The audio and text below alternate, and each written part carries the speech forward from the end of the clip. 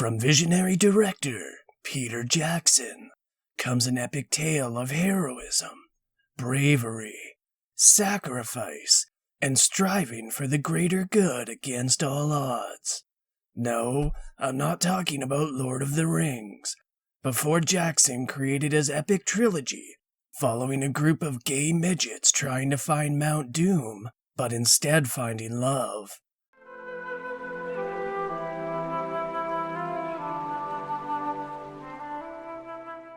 Before all that, he made Bad Taste.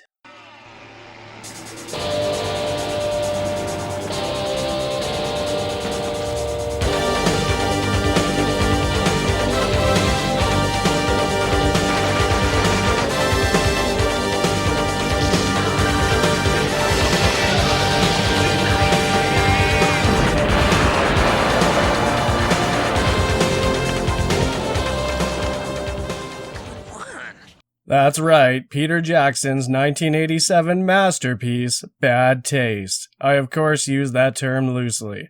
Bad Taste is not only an accurate description of the movie, but also most of the jokes in this review. On a technical level, the movie is far from perfect. It's dubbed, and not always very well. Watch the Fast Food Authority and check the samples. The acting ranges from acceptable to comical. It had a budget almost certainly lower than my beer budget. Yet, in spite of all that, Bad Taste ends up being a more entertaining film than most others coming out around that time. Jackson really put his all into this movie, and it shows. Even though he's filming with a low-end camera, and all of their gear is homemade, including camera cranes and a counterweighted Steadicam, he also made all the props in the movie, including the guns as well as the alien costumes. Making all this even more impressive is the fact that Jackson made this movie mostly on his own dime, over 4 years, and starting out when he was just 20 years old. The only thing I was making when I was 20 was my parents disappointed. This movie has so many things working against it that it should never have worked, yet everything came together somehow and made something amazing. What I'm trying to say is this movie is basically the Pug of 1980s cinema. Literally everything that could go wrong, did go wrong, but it all kind of just comes together right. The camera work and the special effects are what really shines in this movie. Even with the low-end cameras, you can tell the person behind it knows what they're doing. This results in a movie that, while rough around the edges, ends up looking better and more cinematic than a lot of movies of that time, or some movies today for that matter. The special effects in this movie are wonderful. A few fail to hit the mark, but overall they're extremely well done. A couple scenes even made me wince, and as a person who legitimately enjoys Cannibal Holocaust, that should tell you everything you need to know. Watch it, Alan, I'm shooting. Oh, good Lord! It's unbelievable. It's horrible. I can't understand the reason for such cruelty. If you're looking for a movie to get your partner in the mood, I can't recommend Cannibal Holocaust enough. Now, on to the plot. That's a thing movies have. The movie centers around a group of government agents affectionately called the Boys. Perhaps I could all be a bit showy.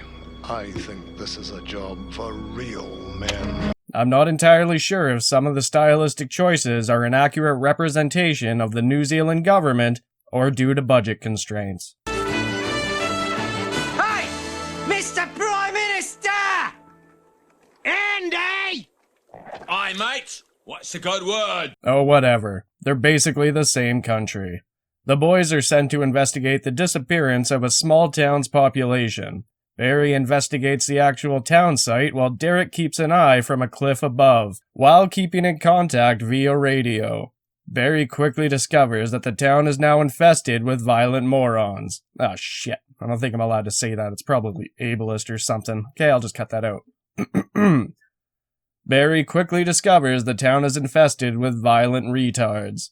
He manages to take out one of the differently abled folks, but finds himself trapped in a shed while several of them find inventive ways to break down the door.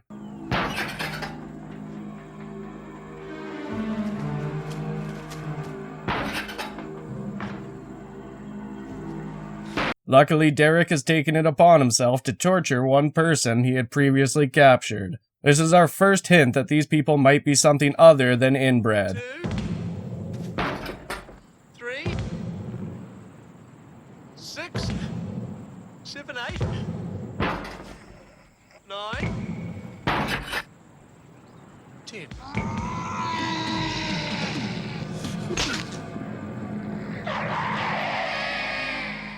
The strange scream alerts the others and they run off to investigate, saving Barry.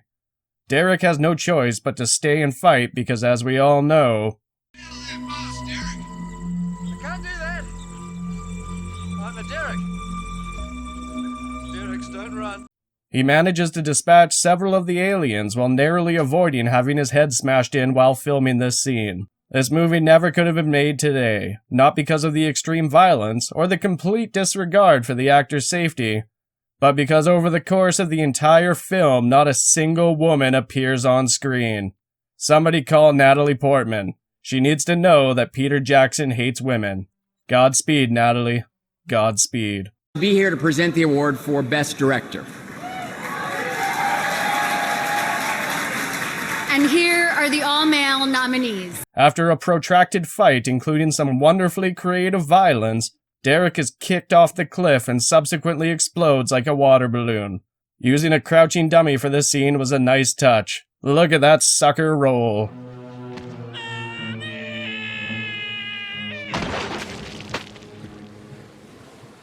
It's around this time that we meet Giles. Giles is a mild-mannered gentleman who's in town to collect donations for charity. After narrowly escaping a run-in with Peter Jackson, he seeks refuge at a large house. Unfortunately for him, the house happens to be the base of operations of Peter Jackson and his other learning disabled friends.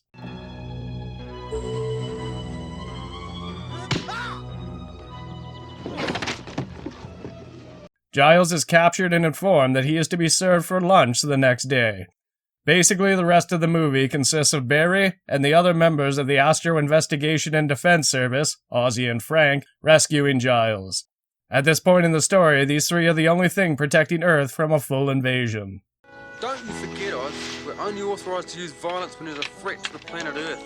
And the moon? Yeah, and the moon. And the moon. Time for some more bad taste fun facts. Originally, this part of the movie was meant to be a short film about Giles escaping from a group of cannibals, with the help of a Special Forces unit. The twist was that the Special Forces members were actually cannibals as well, and set the whole thing up just to screw with Giles. However, after filming, Jackson had close to an hour of usable footage. He decided to continue filming and work towards a feature-length production. He also changed the story of the movie as well. I would say he rewrote the script, but Jackson never had one to begin with. He would often decide on the day of filming what the scene would consist of. Changing the ridiculous cannibal story was definitely a good call, though. Instead, he opted for a more grounded story involving aliens invading Earth in order to harvest us for our meat for their fast food franchise. The old magic's still there. Derek also returns to the film. After abusing a poor defenseless seagull,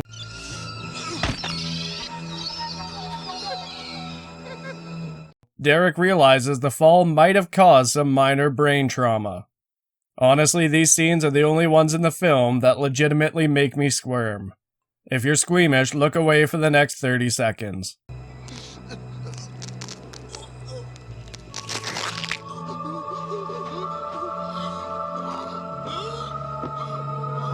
I have no idea what brains inside a living human look like. They're usually dead by the time I get to that, but that looks pretty real to me. Making matters even worse is the fact that he keeps putting more brains into his skull. First his own, then any he happens to find lying around. Honestly, I'd be fine with it if he at least rinsed it off first. Once that sand gets in there, you'll never get it out, Derek.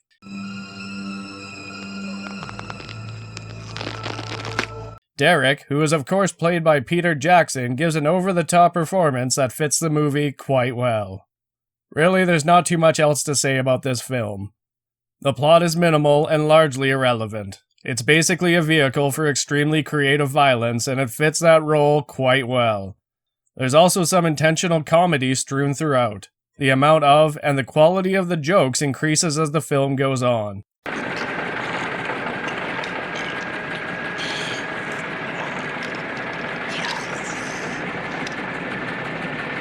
This really is a great example of why I consider the 80s to be the golden age of cinema. You don't have big corporate boards screen testing the films, you don't have rewrites and reshoots done to copy an already successful film that just came out, or gigantic CGI slugfests that, while more grand than anything to come before, invoke less emotion than ever before.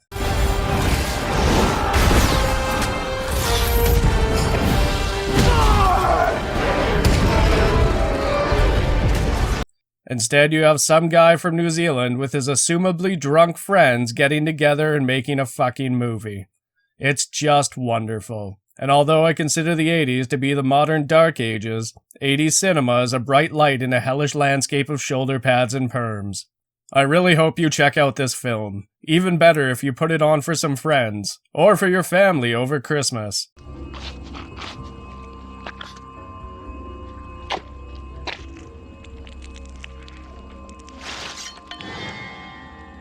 And tune in next time when I review my last Tinder date. 5'3" and 220 pounds isn't curvy, it's obese. Stephanie.